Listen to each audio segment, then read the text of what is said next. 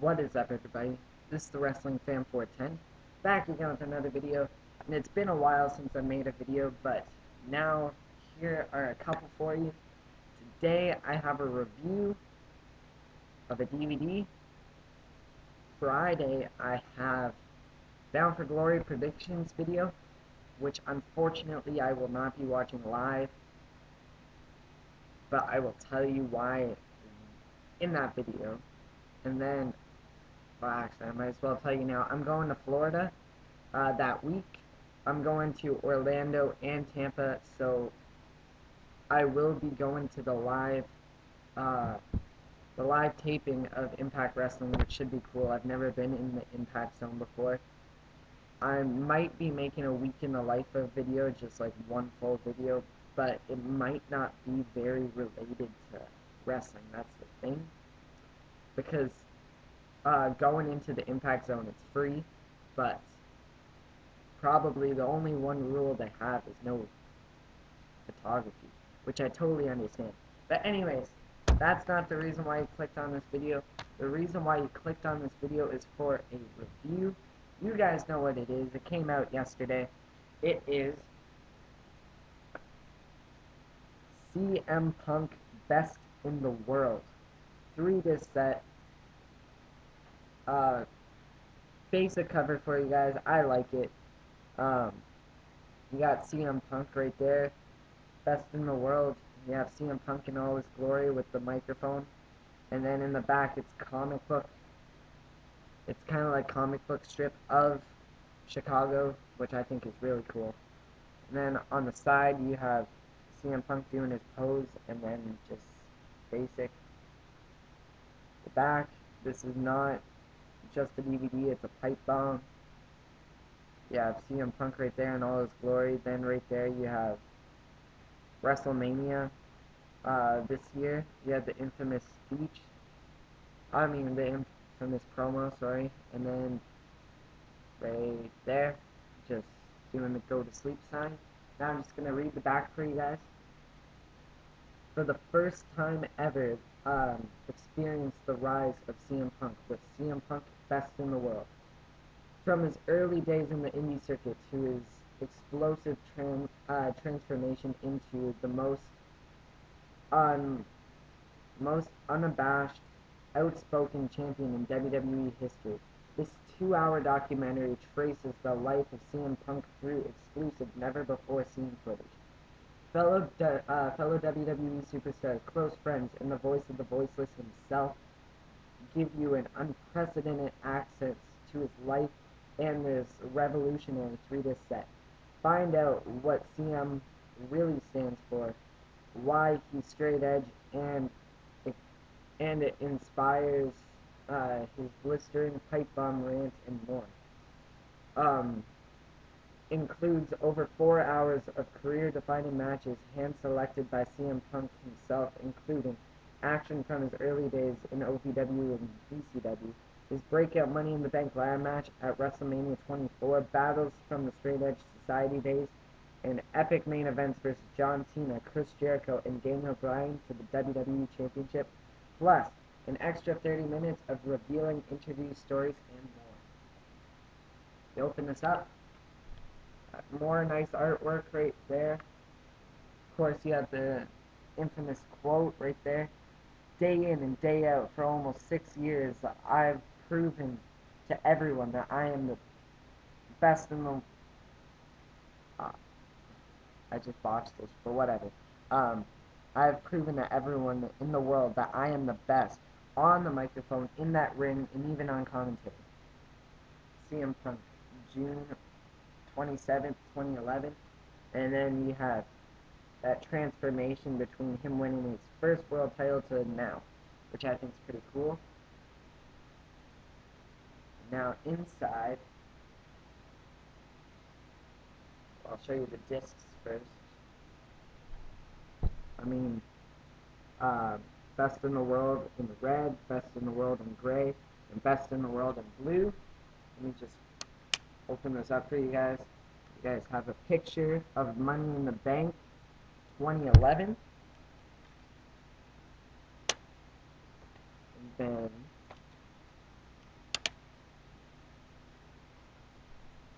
Over the Limit 2012.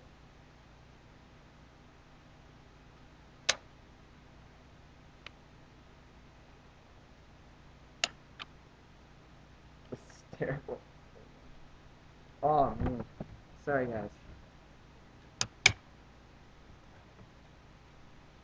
And WrestleMania 28. So yeah, it has some great artwork here. I am totally cut out of the... Yeah, so anyways, now, there's the listings right there. You can pause it and take a look. I don't know if it's blurry or whatever. Let me just read you the Disc 1 stuff. Disc 2 and 3, the matches, I'm not really going to talk about them. They're all pretty good. Good to great. And, yeah, my ratings are going to be down below. So, yeah, go check those out. But, Disc 1, A New Day, Space Boy. Space Boy, Backyard Fame, Taken to the Road, Launching Pad, Constantly Learning, Dark Days, Not the Prototype, Outcast Champion, Having Fun, The Challenge, Saving Society, Frustrated Beyond Belief, Hometown High Pressured Situation, and The Man. And the special features, High School Sports, CM Punk, The Name, Skull Fracture, OVW versus Albright, From Extra to Champion, December to Dismember, First Impressions, In-Ring Style, It's Clobbering Time, The Hat, The Most Insulting Thing You Can Say to Me, A Conversation with Lars, Title in the Fridge, Natalie's T-shirt, and Teenage Anarchist. Yeah, so now let's talk about this DVD. I'm sure before clicking on this video, you either own this DVD, want to own this DVD, or, yeah, that's about it. And you just want someone else's opinion on it. Well, first off, if you're too cheap, and I mean that in the nicest way, to buy the DVD, the documentary has actually been on YouTube for at least a week now, and yeah, I'd go check that out. But anyways, yeah, let's get on to this documentary. It is fantastic. It is, I'd probably put it, in my opinion, it is the third best documentary of all time, behind the ECW Rise and Fall and behind the Stone Cold. But the flow of I can't speak, I'm sorry. The flow of this DVD is just amazing. It goes so fast, it doesn't get boring at all.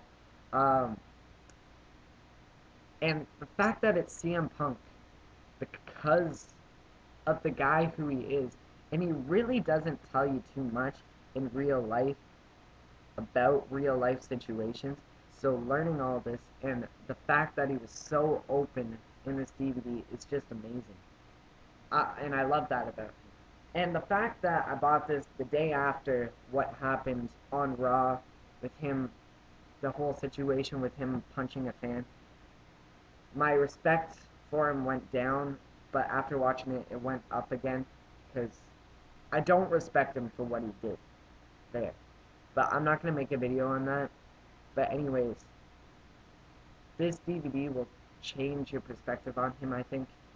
You start this off, instead of a video package on CM Punk, what you get is a quote, which is the best possible way you can talk about CM Punk. It is right on the nose, and it is perfect. And I love the way it starts off. And then you go into like a 1-minute montage just showing the scenery around Chicago, and then you get into like what he does while he's when he's off the road, when he's at home, just like his daily morning activities and stuff like that, which I think is a cool look. And then you go right into a big question, talking about his early life, growing up, how he wasn't very close to his parents at all. In fact, it's not that he didn't like them, but he just felt the need that he needed to get out of the house.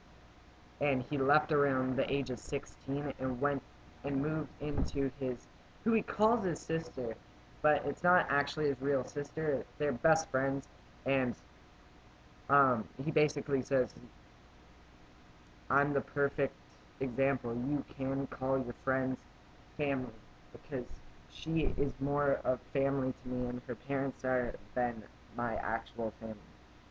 And it goes into that, and then it talks about like how he became straight edge and how like when he went to school he wasn't popular at all.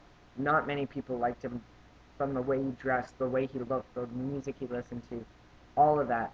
And then he turned on wrestling sometime, and he was watching Roddy Piper, and that was his biggest inspiration to get into wrestling. Um, he thought, oh yeah, no one likes Roddy Piper because he looks different, because he talks different, and he gets paid millions of dollars to make people angry. And CM Punk basically told himself, that's what I'm going to do when I grow up. And then after like the early days, you get into um, CM Punk and his buddies making their own backyard wrestling federation called the Lunatic Wrestling Federation, and how they were actually drawing crowds 200, 300, 500, and then they were actually selling out places doing 1,000 people shows and stuff. It got really big until until CM Punk's brother stole the money, all of the money from the Lunatic Wrestling Federation, and CM Punk was open enough to say he hasn't talked to his brother in 12 years. You go into his independent stuff. Oh wait, no, you go into the Lunatic Wrestling Federation, and they're like, oh yeah, no one likes these guys because they're not trained and stuff. So they talk about CM Punk meeting Ace Steel and how he did get trained. He looked like a piece of garbage, looked like someone who couldn't do anything, a scrawny little kid, but was very, very talented when it came into that wrestling ring. And then you go into the independent stuff, and you get at least a half an hour of independent footage, which I thought was amazing. Um, you get like his IWA South stuff, talking about his feuds with Colt Cabana and his feuds with Chris Hero, and how they actually were trying to tear the house down in the last match. I mean, in the last night at the venue. Um, in a tables, ladders, and chairs match, they were breaking the walls and stuff. They were actually trying to break the ceiling, which I thought was pretty cool. And then they talk about Ring of Honor in pretty good detail. They talk about, of course, the Summer of Punk. They talk about Samoa Joe and stuff like that.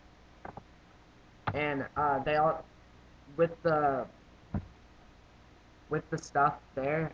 They also go into like in the Summer of Punk. They go into him signing the belt on the championship. I mean, that didn't make any sense. Signing the WWE contract on the championship, and the reason why they did that was because the smart fans, the internet fans, already knew that he signed a contract, so they were going to play it out and make it bigger and better and make some money off it, which I thought was pretty smart. They go into OVW and basically say that WWE didn't want him. They just wanted to release him. Paul Heyman is the reason why he is still here today. Paul Heyman is the reason why CM Punk is CM Punk when it comes to the WWE version. Paul Heyman was the only one that gave him the light of day. And you'll hear why in this DVD. CM Punk basically getting pissed off because he felt like he didn't really need the training and anything like that, and felt like he could just he felt like he was good enough to go right on TV. And then you go into ECW, and then basically saying that he was supposed to be the main guy in ECW, and he was going to until Paul Heyman either quit or got fired, depending on who you talk to about that. But instead, they gave John Morrison the title, and then they talked about how the matches with John Morrison and CM Punk sucked because they were trying to fit 15, 20-minute matches into a 5-minute time slot. But the final match that they had together, CM Punk says, is one of the best matches he's ever had. And then after that, he's basically like, oh, this is the biggest I'm ever going to get to in my career. I might as well enjoy it.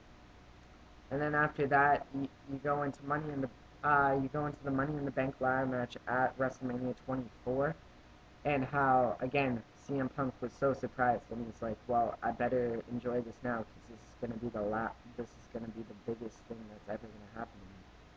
And then once he cashed it in again, like I just said twice, it's the biggest thing that's ever gonna happen to me. Just enjoy it now. But he was kind of mad because of the fact that he is the world heavyweight champion, but people like Shawn Michaels and Chris Jericho, John Cena, Batista, all those guys, Triple H, are again put higher up in the card than him, and he is the champion, and that pissed him off. And the fact that he lost his title and he didn't even get to defend it at Unforgiven 2008, the fact that he was excited for the championship scrambling match, and then they basically just had Randy Orton punch him in the head and then told him to go home, basically. And then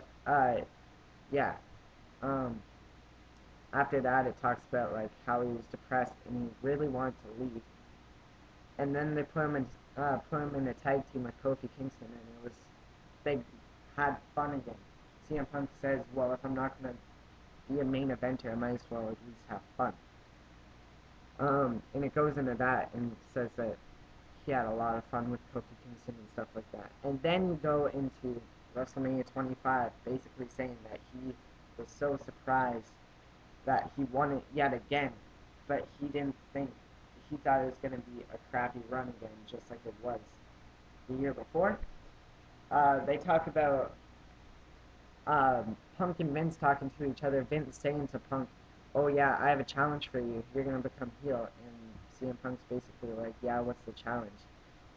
Because obviously Vince didn't know how good CM Punk was as a heel, because CM Punk, in my opinion, is better as a heel than he is as a face. And then basically just, you go into that and says that, give me 3 months and I'm going to be the biggest heel you have. And then it goes into the storyline with Jeff Hardy and how CM Punk was so over at the time, and that was so much fun working with Jeff Hardy, and he thought that the whole straight edge thing worked so well in this. And then you go into his matches with The Undertaker, and how Undertaker didn't respect him at the time until he stepped into the ring with Punk and then gave him the respect that he honestly deserves. But Punk didn't understand that after losing the title after his last title match at Hell in a Cell, 2 months later, I guess it was at, oh shoot, my bad. I guess it was at TLC. He was in the dark match against R-Truth after main eventing the two pay-per-views ago, which didn't make any sense to me. And then more rough times, but then you talk about straight edge society and stuff like that, and how that was so over, and how he was such a heel, and it was just like magic. He had so much fun in that. They basically skip over after Straight Edge Society. They totally skip over New Nexus, which is totally fine with me. And then you basically get into like how the contract was going to expire and how CM Punk was actually going to leave, and it wasn't until Money in the Bank where they didn't know who was going to win the WWE Championship until the day of Money in the Bank, and then CM Punk actually signed the contract right before the match started. And then after the match, when you see him at the top with all the fans, he runs at the door and he just goes home. He says he was back at home in around 8 minutes. He didn't bother getting dressed or anything. He was out the door and just gone. Um, yeah, and after Money in the Bank, they really um, they stopped it there, and then that was about it. Like, obviously, I'm not doing it justice here, but they just go into so much detail in this DVD. It's a must-have for anyone. If you guys don't have respect for him after what happened on Monday, I'm not going to tell you what happened, but pick up this DVD and hear what Joey Mercury has to say. Listen to the Joey Mercury story. I have a newfound respect for CM Punk. Obviously, he cares for the people who care about him, the people he's close to. This guy seems like he could be one of the best friends in the whole world to them. Last thing I want to say is the special features are great. The matches are great. The documentary is amazing. They have the perfect amount of people there. You have, like, obviously you have CM Punk, you have Colt Cabana, Ace Steel, Daniel Bryan, uh, Chris Hero. I think I already said that. You have Lars from Rancid. You have Kofi Kingston, Miz at some points who wasn't that good, Joey Mercury, and just other people. All the people who need to be in there. It's not just random people. Like, Santino Marella doesn't show up and say, "Oh yeah, the GTS is cool" and stuff like that. Oh yeah, speaking of GTS, last thing I have to say, he does give credit to Kenta for the GTS, which I thought was really cool. Anyways, yeah, go pick this up. Go read the description box to see what I gave the matches. Thank you guys for watching. Pick it up. I also got with it the stuff that comes with the FYE exclusive, the wristbands. Yeah, not gonna use those. But anyways, thank you guys for watching. I'll see you guys on Friday. Pick it up. Peace.